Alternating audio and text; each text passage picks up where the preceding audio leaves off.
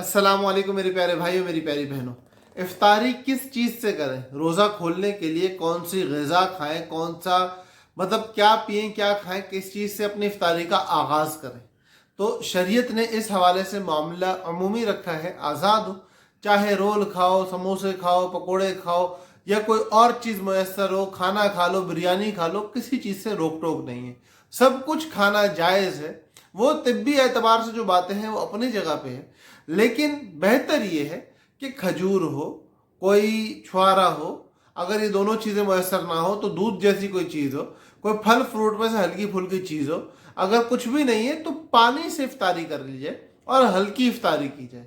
और सुन्नत तो ये है, अल्लाह के नबी सल्लल्लाहु अलैहि वसल्लम का तरीका तो ये है कि ताज़ा खजूर खाई जाए, 3, 5, 7 तादाद में ताज़ा खजूरें खाई जाए। अगर ताज़ा खजूरें मैसर ना हो तो सूखी खजूरें, जिनको छुहारा वगैरह कहते हैं, उनसे इफ्तारी की जाए। ये सुन्नत तरीका है।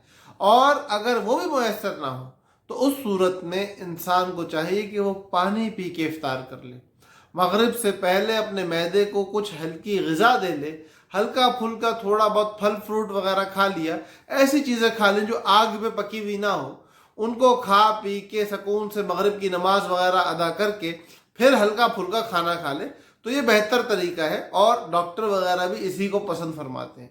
तो सुन्नत भी यही है कि खजूर से इफ्तारी की जाए, खजूर ना हो तो छुआरे से की जाए, और छुआरा ना हो तो पानी से इफ्तारी कर ली जाए। बाकी गुजारिश है कि इन वीडियोस को जो रमज़ान मुबारक के आने से पहले अभी हम लोग आप तक पहुंचा रहे हैं, अपने साथियों तक, अपने ताल्लुक वालों तक ज़रूर पहुंचाएं, ताकि हम लोग रमज़ान की आमद से पहले रमज़ान की तैयारी कर सकें। अल्लाह पाक हम सब का हामी व नासिर हो। अस्सलामु अलैकुम व रहमतुल्लाहि व बरकातुहू।